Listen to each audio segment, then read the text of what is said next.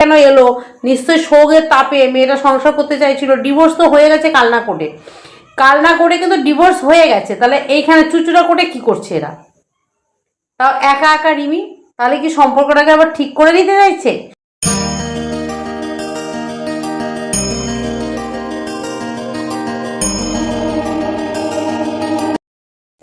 Hello guys, এটা big update, big big big update. হ্যাঁ, তোমরা হয়তো তোমরা জানো সবাই যে ওদের দুজনের মধ্যে, হ্যাঁ অবশ্যই রিমি আর প্রিয়মার কথা বলছি, ওদের দুজনের মধ্যে একটা রিলেশন ছিল। সেটা তুলকালাম, মারামারি, ঝগড়াঝাটি, ভালোবাসার, ভালো লাগার, ভালো সম্পর্ক, খারাপ সম্পর্ক মিলিয়ে যাই হোক একটা রিলেশন ওদের ছিল। সেটা হলো দাম্পত্য। হ্যাঁ, কোনো বন্ধু রিলেশন নয়, কোনো অন্য আদারওয়াইজ কোনো কিছু রিলেশন, একটা দাম্পত্য মানে একটা স্বামী স্ত্রী, হাজব্যান্ড অ্যান্ড ওয়াইফের রিলেশন তাদের দুজনের মধ্যে ছিল। দীর্ঘদিন তারা সেটাকে, দীর্ঘদিন বিবাহিত জীবন, এটাকে দীর্ঘদিন বলা যায় না, তবু তাদের কাছে, কারণ চিরন্তন নিরন্তর মানে সদা সর্বদাই তাদের মধ্যে ভালো সময়টা অনেক কমই ছিল, খারাপ সময়টা অনেক বেশি ছিল। যার জন্য দেখবে ভালো সময়টা হুশ করে কোন দিকে যেন চোখের আড়াল হতে না হতেই কিন্তু আমাদের অতিবাহিত হয়ে যায়। কিন্তু খারাপ সময়গুলো একটা দিনও মনে হয় যে একটা বৎসর কাটিয়ে এলাম, যেটা মাঝখানে।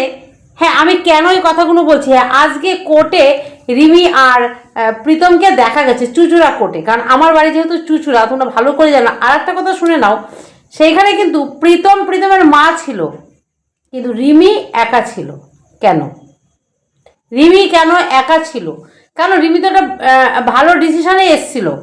মানে এটাই তো ওদের যেহেতু সম্পর্ক আর বয়ে বেড়াতে ওরা পারছে না, সম্পর্কটার মধ্যে অনেক টাল মাটাল, অনেক গন্ডগোল যখন হয়ে গেছে, তাহলে সম্পর্কটা থেকে বেরোনোর দরকার।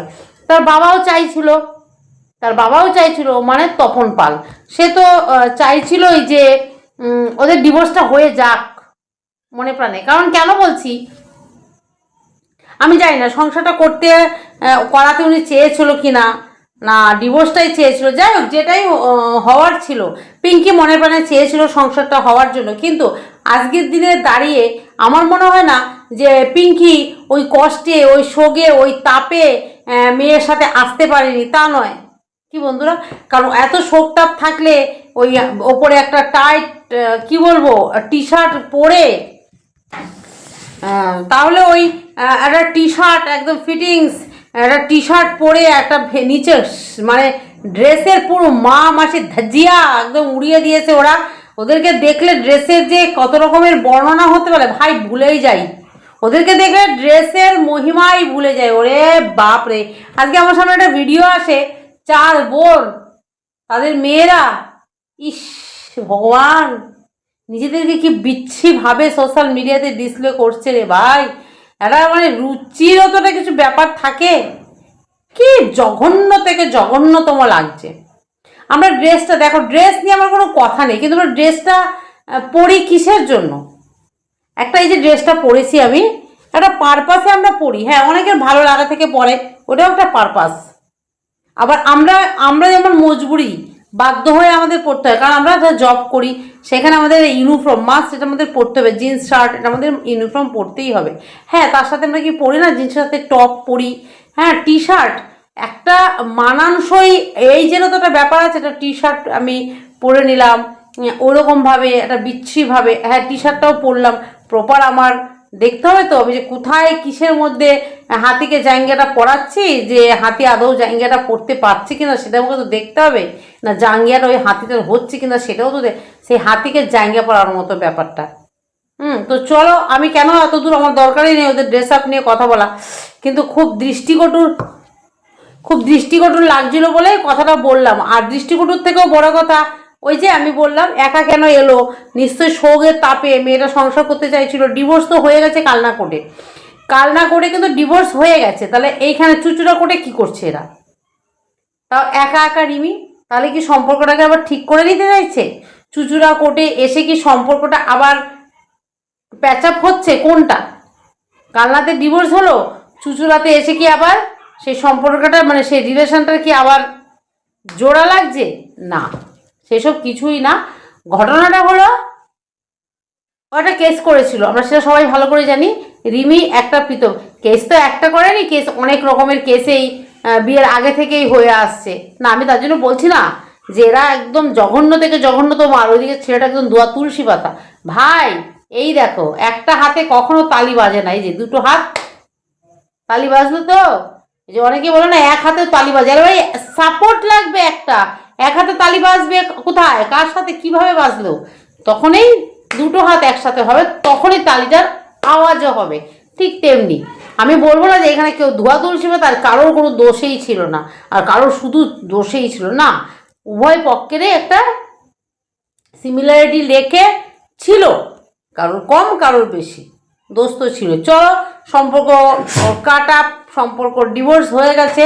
তাহলে চুচুড়া কোর্টে কেন এসেছিল? চুচুড়া কোর্টে এসেছিল কারণ ওর একটা কেস ছিল, সেই কেসটাকে রিডিউস করতে এসেছিল, আর এসেছিল হয়তো জিনিসপত্রগুলো যে যার মতো করে লিখে বুঝে পড়ে নেবে। কিন্তু আমার কথা হলো খুব ভালো কথা, ওদের ডিভোর্সও হয়ে গেছে, কেসটাও উঠে গেছে। প্রীতমকে দেখলাম মোটামুটি আমার চোখে দেখা, আমি জানি না, আমি ভুল হতে পারি, যদি আমি ভুল হই তাহলেও তোমরা আমাকে কমেন্ট করবে, আমি যদি সঠিক হই তাহলেও তোমরা আমাকে কমেন্ট করবে। যে প্রীতম মোটামুটি বলেছিল কেসটা হওয়ার পরে সব ভিডিওগুলো ডিলিট, মানে কেসটা তুলে নেওয়ার পরে। তো আমি দেখলাম, আমার চোখে দেখা যেটা দেখলাম, প্রীতম মোটামুটি সব ভিডিওগুলো ডিলিট করে দিয়েছে। আর ডিলিট করেছে কিংবা প্রাইভেট করেছে সেটা পরের কথা, কিন্তু ওর চ্যানেলে ভিডিওগুলো নেই।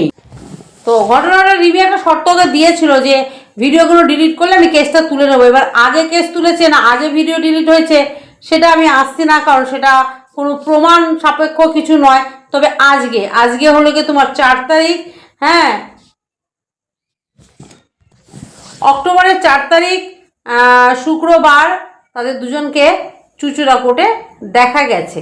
ঠিক আছে, তো এই হলো কথা। হ্যাঁ আমি কিভাবে দেখেছি, আমি কিভাবে জেনেছি সেটা বড় কথা নয়, সেটা বড় কথা নয়, ঘটনাটা ঘটেছিল এটাই হলো বড় কথা। আজকে কিন্তু আমি দেখলাম আজকে শুক্রবার রাত, এখন বাজে 10:30 অবধি আমি কোথাও আপডেট এটার পাইনি, কারণ আমি আমার নিজ চোখে দেখা, হ্যাঁ আমার কারণ আমার চুচুড়াতেই বাড়ি, আমার নিজ চোখে দেখা, আমার বাড়ি থেকে চুচুড়া কোর্ট মানে আসা যাওয়ার, চুচুড়া কোর্টের আসা যাওয়ার রাস্তাটা আমি সেটাও বলে দিচ্ছি। একটা রেড কালারের ড্রেস পরে এসেছিল রিমি। তবে দুজনের ড্রেসের মধ্যে কিন্তু আমি জানি না বিদায় অন্তে কিংবা শেষ অন্তে দুজনে কন্ট্রাক্ট করে না মনের মিল থেকে দুজনের ড্রেস কিন্তু একই সেম কালারের ছিল, দুজনেরই কিন্তু রেড কালারের ড্রেস ছিল। আমি জানি না সেটা কি দুজনের মধ্যে কন্ট্রাক্ট করে না আত্মার টানে বলে না ভালোবাসার টানে দুজনের মধ্যে কি একই রকম সিমিলার ড্রেস হয়ে গেছে কিনা আমি সেটাও জানি না। তো এইটা আমাকে যদি এরা কেউ কমেন্ট করে তো ভালো, যে আমি সঠিক বললাম না ভুল বললাম। দুজনেই রেড কালারের ড্রেস পরে এসেছিল, দেখতে পাবে কোনো না কোনো ভিডিও ওরা আপলোড করবেই। রিমি যদিও না করে প্রীতম তো করবেই, প্রীতমের মাও করলেও করতে পারে, তোমরা তখন দেখে নিও। আমি জানি না রিমিকে শুদ্ধ কোনো ভিডিও আপলোড করবে কিনা, অন্তত ওদেরকে নিয়ে তো করবে। আর ওর মা একটা চুড়িদার পরে এসেছিল, ওর মা একটা সালোয়ার পরে এসেছিল, আর রিমি প্রীতম রেড কালারের টি শার্ট, আর ও নিচে একটা প্লাজো মানে পরে এসেছিল, প্লাজোর উপরে একটা রেড কালারের ড্রেস পরে এসেছিল। ঠিক আছে, তো আমার কথা হলো চলো ভাই চলো, ঠিক আছে, ভিডিও ডিলিট হয়ে গেছে, কেস উঠে গেছে, ডিভোর্স হয়ে গেছে, যার যার সমস্যা প্রবলেমস সব সলভ হয়ে যাওয়ার কথা। এবার আর কাউকে নিয়ে কারোর সমস্যা থাকার কথা নয়। প্রীতমের মতো জীবনটাকে বেছে নিক, রিমির মতো জীবনটাকে বেছে নিক, ওরা ওদের মতো করে ভালো থাকুক, সুস্থ থাকুক, আমাদের এটা আগের কাম্য ছিল।